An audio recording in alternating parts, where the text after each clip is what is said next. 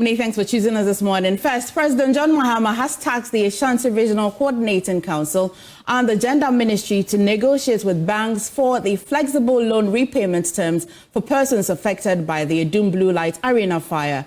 Already, the RCC is compiling a list of individuals indebted to banks for support. Regional Minister Dr. Frank Amokohene explains some of the affected persons are receiving psychological support after losing all their investments. Nanaya Ojima has more in the following report. According to figures from the National Disaster Management Organization, about 2,900 people were affected by the Adum fire. By the figure, 1,500 people claim not to be in position to feed themselves, hence foodstuff support. Dr. Amokohene indicated records have shown some persons are indebted to banks. But some of them who come in complain about their bankers still, pestering them for repayment of loans. I made this information available to His Excellency the President, who has requested that we take the details of the traders and their bankers so that we will get to know the loans they have taken and be able to intervene so that those banks will give them some breathing space whilst we see how best we can support them to repay those loans. So these are all support that we are making available to the affected victims. About 8 people have been referred to the Konfanoche Teaching Hospital for psychological support. Dr. Amokohene reveals a holistic support is being extended to the victims. I think there was a key issue about psychological support. So that one too, we have laid with the team from Konfanoche, who we refer them to when the issues come up. There are others too who come in here, and if you look at their condition, you realize that they need some level of support. As Regional Minister, on behalf of the President, I encourage them that the government is willing to support them, and other individuals who have volunteered to support them are also coming around to support them. Meanwhile, some philanthropists continue to offer financial support to the fire victims. Renowned road and building contractor Emmanuel Abuaje has extended financial support of 500,000 cedis to persons affected by the fire. The amount was received by the Regional Coordinating Council on behalf of the traders. Mr. Abuaje encouraged the victims to remain hopeful. So me free Kumase na ejadie mo amudija mo amu wo table so mo ejadie mu nyina mo boa e ma oman. I am from Kumase and I know the role small businesses play in the local economy. I am aware of the negative impact of the fire on your business. My foundation has decided to support people in need. So in response to the regional minister's call, I am here to support you with 500,000 cedis, and I call on all to respond in similar manner.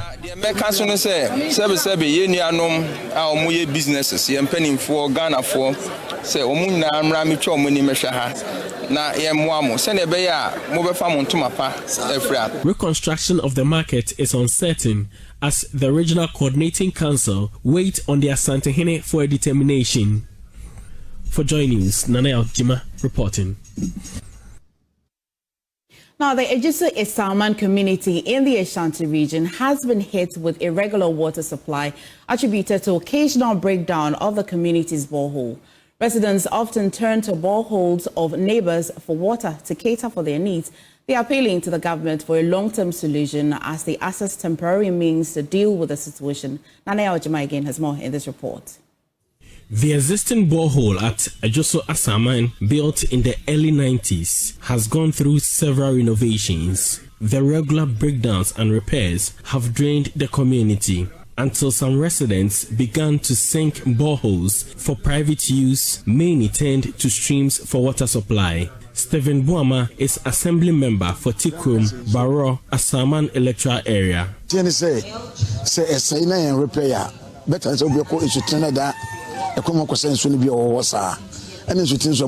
We sometimes turn to the stream when the borehole develops a fault. We share the stream with animals. The repairs from the borehole may take time sometimes due to the costs involved. So when you stand to some you want to me and Akwesi Brobe, a resident of the area, is worried about possible disease outbreak in the community. A lot of us turn to the stream for water to survive. We can't continue to drink from unsafe water sources. It can cause diseases among the people.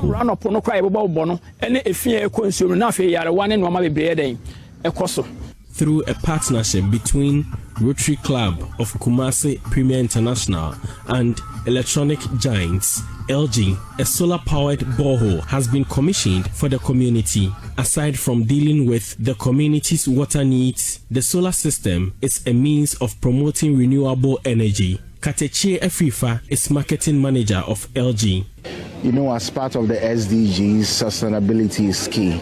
How are we using the stuff that is around us to help enrich our lives? In Ghana specifically, there's a lot of sunlight. How are we going to convert these sunlight to make sure that it is also to our benefit? Meanwhile, Rotary Club of Kumasi Premier International is encouraging the community to institute measures to maintain the facility. Rotarian Avinash Lakani is president-elect. They've really got something good on their hands here. I think they should take very good care of it. They should maintain it, because we know as a club that they do have more needs regarding sanitation issues. The club can always partner with them and do much more for the community, provided the facilities that are given to them are maintained.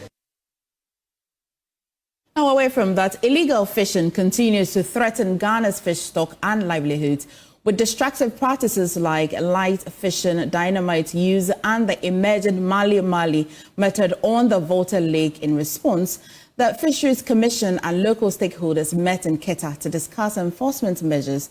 Our correspondent, Ivy Setoji, has more.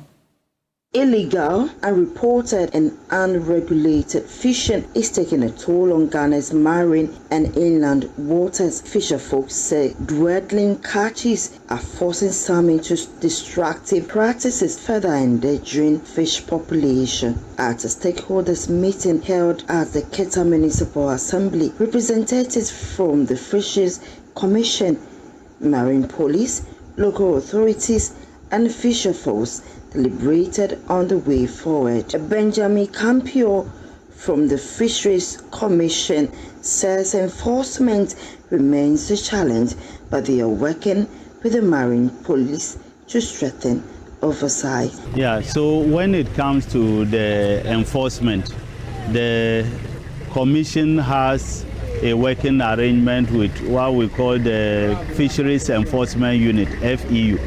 Now the FEU is made up of the Navy and some fisheries officers and others. But government has also established Marine Police. So we are working with the Marine Police. At least those ones can easily be deployed to the various police stations, especially the coastal communities. If for every police station you have 1 or 2 Marine Police assigned to them, then when we bring some of these cases, they know what the law says and they can prosecute properly. The regular police who don't know the law, sometimes when you bring them, they are wondering what is wrong with this and what should we do.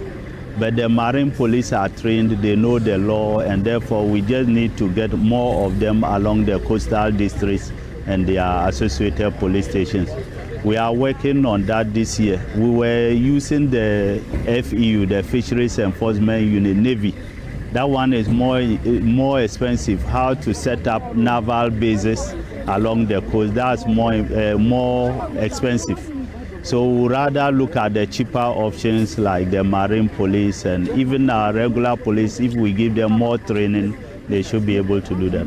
The meeting followed a petition from the Concerned Fishers Association urging authorities to clamp down on illegal fishing.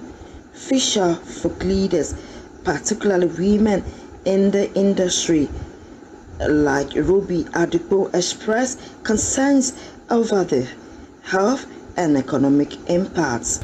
And we are pleading to our fisher folks, especially the fishermen, those who use the IUU should stop using them because it's affecting our health. When they use those IUU gears or methods to go and catch fish, is something which is not good for our health. So we are pleading to our fishermen to do what is right. They should do the right thing. And now we heard that the representative of minister told us that now they are going to take action about all those gears are not good to use. So we are pleading to our fishermen that what is right, they should do the right thing. Authorities reassured fisher folks that stricter enforcement will begin soon. Ivy Satoji.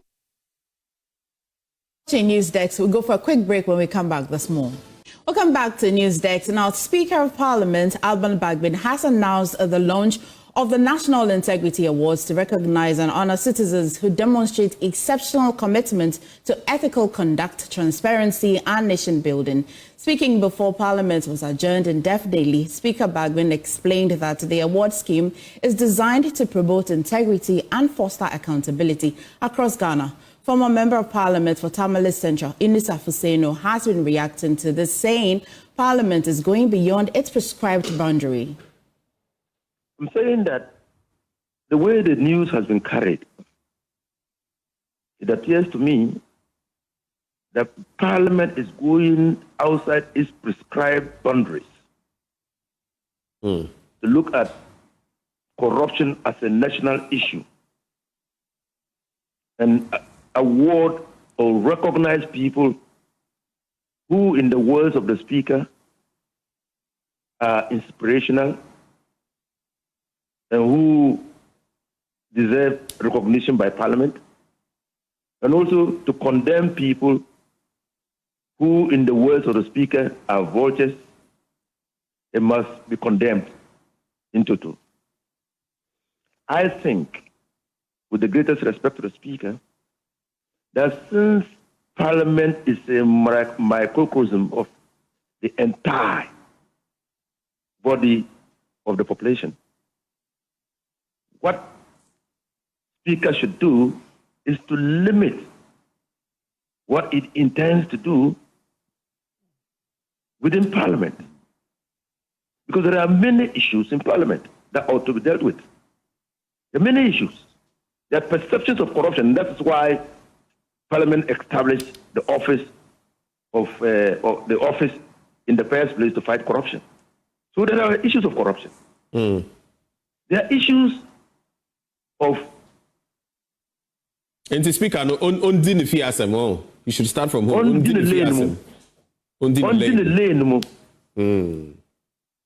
While respecting the limits of his authority, he should concentrate on ensuring that the Parliament itself shows by its activities, by its conduct, what they can do to enable the fight against corruption.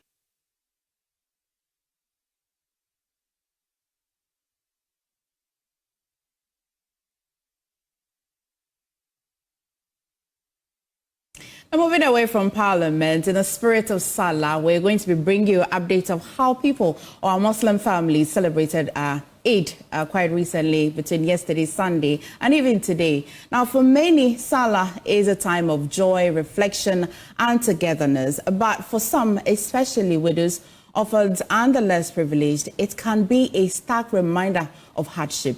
In Denu Hejanao, in the Ketu South municipality, two organizations, the International Islamic Youth League and the African Youth Development Center, stepped in to ensure that no one was left behind in the celebration. Their donation of essential food items, clothing, and relief materials brought smiles and hope to those who needed it most. Ivy Setoji has been following and has more in the following report.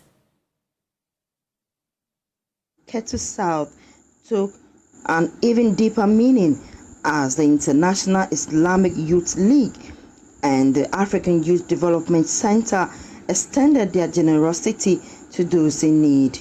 The donation included food supplies, clothing, essential items to support widows, orphans, and the vulnerable families within the Muslim communities in the Ketu South municipality.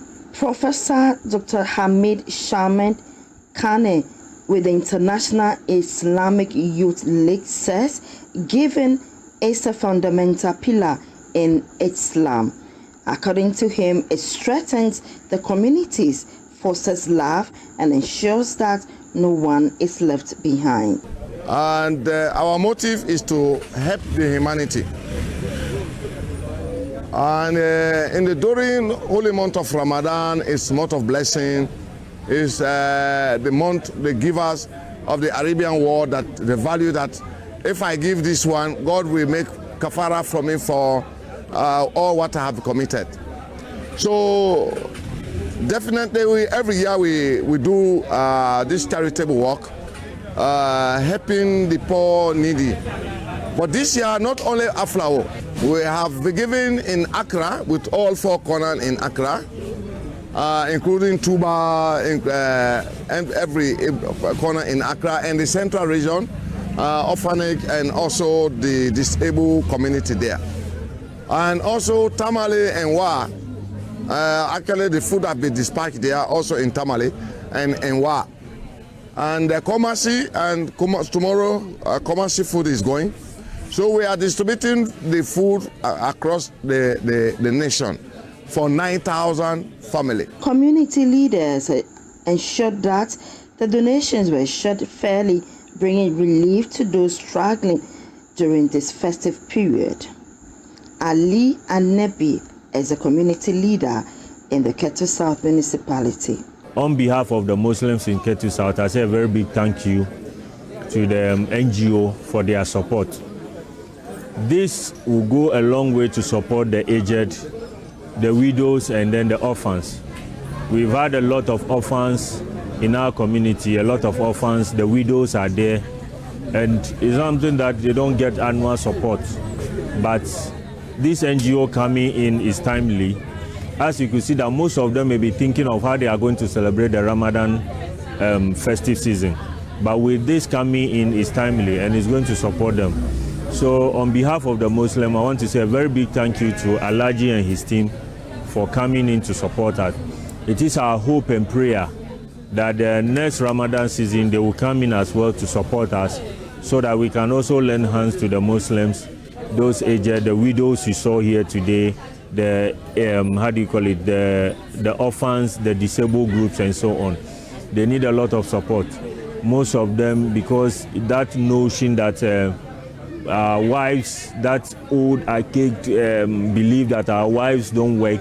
So when a man passed on, then you can see that it becomes a burden on the woman because the woman doesn't have any source of income for the family, so it becomes a burden. You see that the children have to drop out of schools and so on and so forth. The initiative was met with overwhelming gratitude as families who would have struggled to celebrate Salah were given a reason to smile. This act of generosity is a reminder of the power of community and kindness.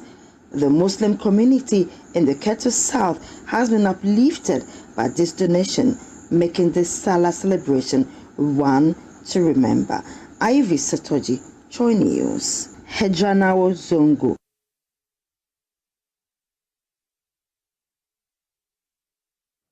Still on Eid, President John Mahama and the National Chief Imam Sheikh Nuhu Shaributu have made a passionate appeal to the feuding factions in the Boko conflict to embrace peace. Speaking during the National Eid prayers and celebrations at the Black Star Square, the two leaders urged the feuding factions to cease hostilities and give peace a chance. Presidential Affairs correspondent Maxwell Akwagba has more in this report.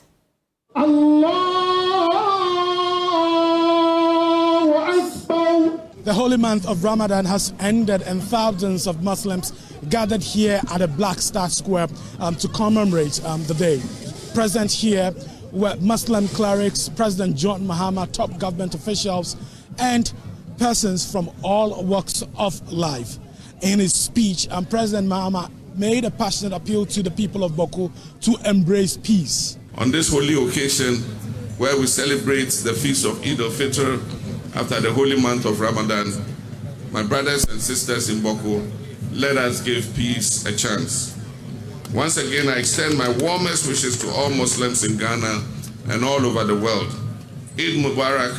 Assalamu alaikum wa rahmatullahi ta'ala wa barakatuh. President Mahama also warned people building in waterways that they'll be made to face the full rigors of the law. I must address a deeply troubling issue: the illegal construction of buildings in waterways, causing flooding and extensive destruction of property. As we know, the rains are about to start, and already we can see flooding because people have built and blocked the rivers, and so the rivers have nowhere to go but to back up.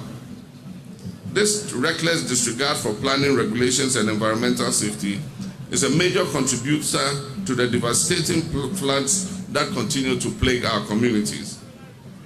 I'm aware of instances where private businesses, colluding with some chiefs, are turning water retention areas, Ramsar sites, into built-up zones.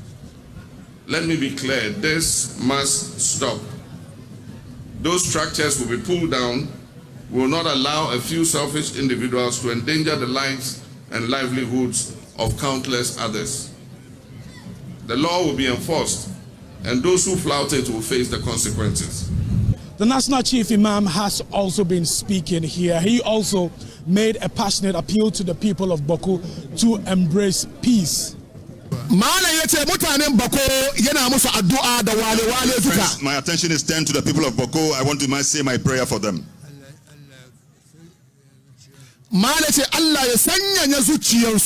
May God cool them and calm down their hearts. Whatever they are doing is something that is unapproved. Allah says, وَلَا تَقْتُلُوا أَنفُسَكُمْ. Do not kill one another. Because Allah is compassionate unto you. Now, away from aid, the Kolebu Teaching Hospital says it is hopeful collaborations with international partners will help train local health practitioners with requisite skills to perform complete procedures such as cleft palate surgery. This comes as the facility, together with NGO Operation Smile Ghana, gave 45 children the ability to smile broader and speak properly after their cleft palate were corrected. There's more in this report. The corrective surgeries conducted over a period of 9 days benefited 45 children from across the country. Cleft palate is a congenital condition where there is an opening or gap in the roof of the mouth that can affect speech, eating, and overall health. The 3-year partnership between the Kolebu Teaching Hospital and the Operation Smile team has helped improve the speech of children born with the condition. Head of the National Plastic Reconstructive Unit at the hospital, Dr. Pokuwari Ampoma, added the initiative has helped to boost the morale of the children. We want to be able to offer the most complex levels of intervention for the Ghanaian population. And for this particular project, we call it a speech surgery project because it is not the regular cleft lip and cleft palate reconstruction that we have been doing. These are a subset of patients who have had their palates fixed. Now, the palate is an important element if you're able to speak properly. And so for some of the patients, even though the palate has been repaired, they are still not able to speak very clearly. Help is available within Ghana, and it's just a phone call away. So we have a contact line for Patient Smile, or you can come directly to the center, or you can call the center, either way. Dr. Ampoma further expressed hope such collaborations would facilitate the investment in equipping the partnering health facilities, as well as build the capacity of the local surgeons who join the Operation Smile team so they can also perform such complete surgeries on their own. Of course, can we do more? Yes, we can obviously do more, but it is an ongoing process. And so in terms of funding, in terms of support for these patients at the district level, because previously we had only about 4 speech therapists in Ghana. Now there are about 54 of them. A speech therapist with the team, Diadra Maloon, who highlighted how communication difficulties due to cleft palates affect the quality of life of children, noted a need for more speech therapists to train them after the surgeries. What we do is we implement different surgical techniques so we can improve the way the patient speaks. And after the surgery, and this is very important, it's not finished. The patient needs to continue with a program of speech therapy. So what is happening here in Ghana is very important, because the Operation Smile team here in Ghana is being able to provide really good surgery with a local team, and also to provide speech therapy with a local team. Yearly, parents of children with cleft palates look forward to the Operation Smile team visiting Ghana. Their ultimate desire is to have access, a free one, to these life-changing surgeries so they can see their children communicate effectively and confidently.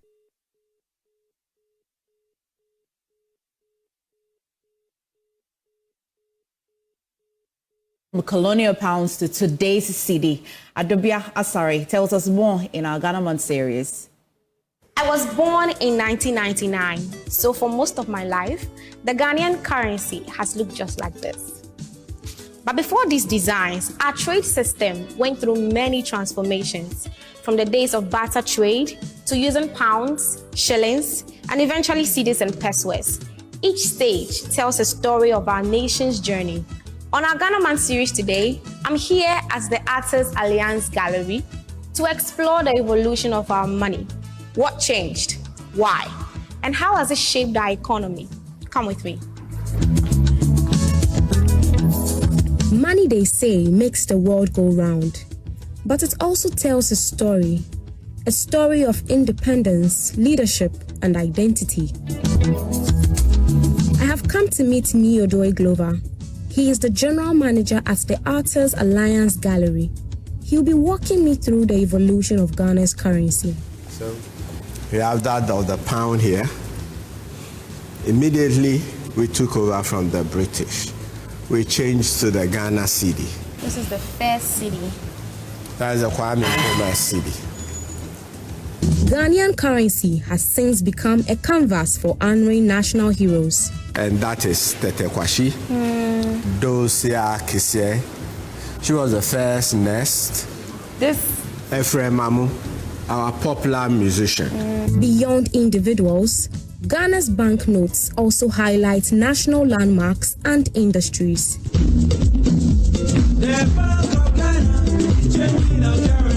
A major currency change came in 2007 under President John Kufuor, when the Bank of Ghana restructured the cedi, removing 4 zeros. The 10,000 cedi note became today's 1 cedi. But how did the name cedi come about? Our present money cedi is the name of a shell. The cowries. The cowries. Cedi. Cedi. Okay. And we today use it as our money.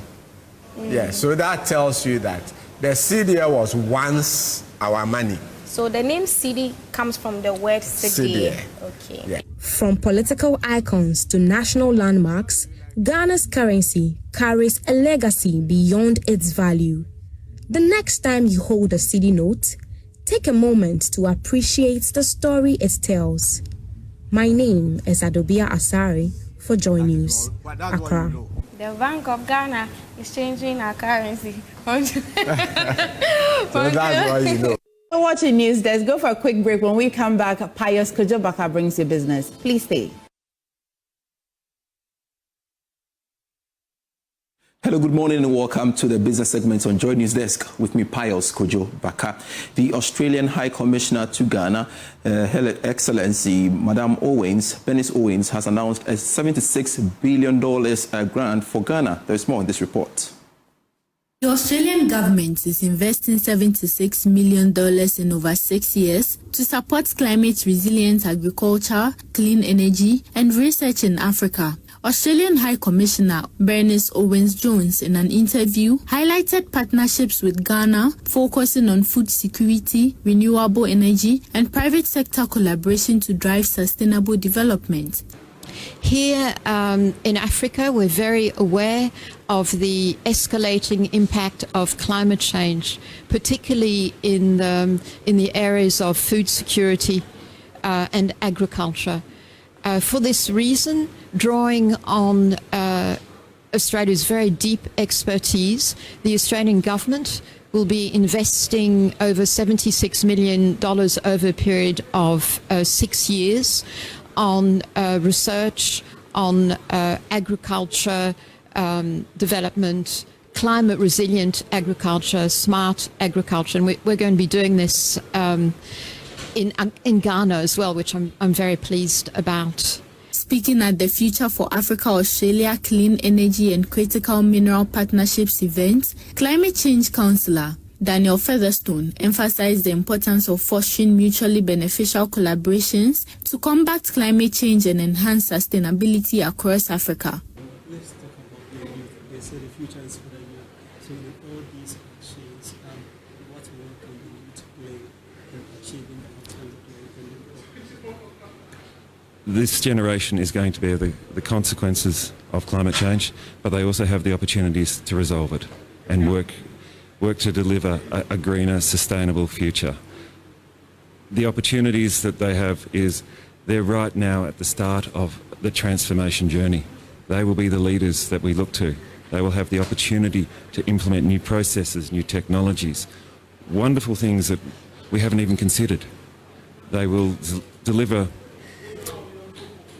I think, the solutions that we need to the world's problems. Co-founder and CEO of Solar Taxi, George Appiah, emphasized the potential of climate action in fostering sustainable businesses and employment in Africa. On climate change, the biggest challenge that we have for our generation, and that out of that also is the biggest opportunities also. So if you look at from us, coming from Solar Taxi, we are an electric mobility company. We design and assemble electric vehicles locally and sell to the market. So we are solving the issue of climate change by taking climate action through e-mobility, and at the same time we are employed, and then we are making an impact in our society. So we shouldn't just look at the climate change as something that we deter away from as a challenge. No, it's also an opportunity.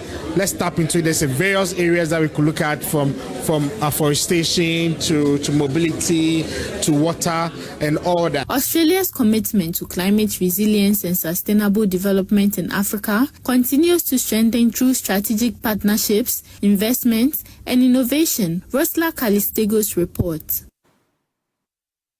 The Accra Technical University is strengthening its hands-on training approach through a collaboration with Kasona to equip students with practical skills in diagnostics imaging.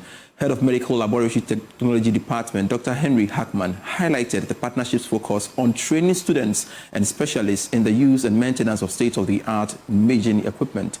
Rosla Calistego reports once again.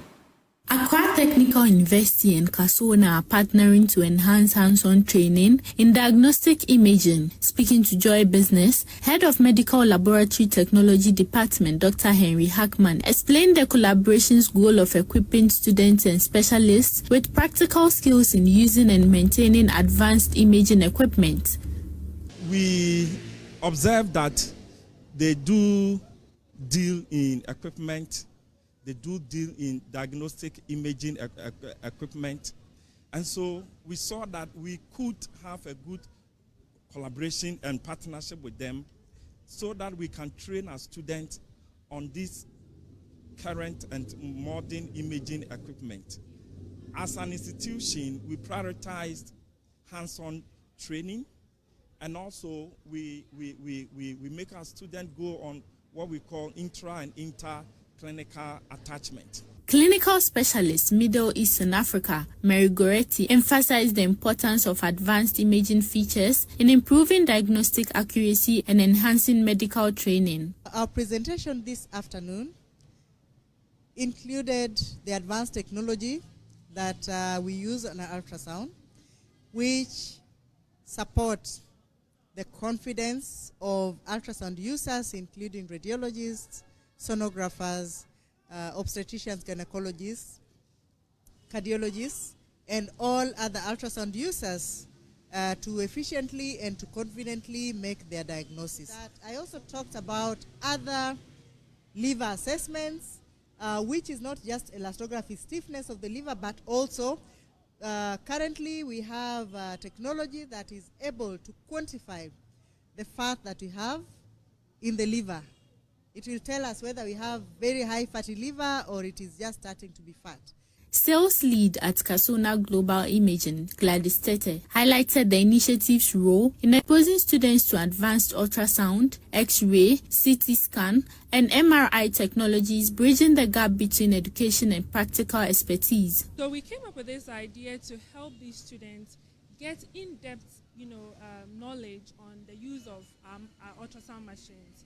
There are certain important applications on these equipment that most people who go through these education are not exposed to. So they end up going into the job market and still not having the right experience in using the equipment. So having this idea is to expose them to all the new technologies on these ultrasound machines. The partnership marks a significant step in bridging the gap between academic training and real-world medical imaging applications, ensuring students and specialists are equipped for the evolving healthcare industry. Rosla Kalistego's report read to you. And that's it for business. MFA, but the good thing is that we've got more stories when you log on to myjoyonline.com/business. And there you go. Some interesting stories on the portal. African governments must invest in Caribbean trade routes. That's according to Ayoko Boche.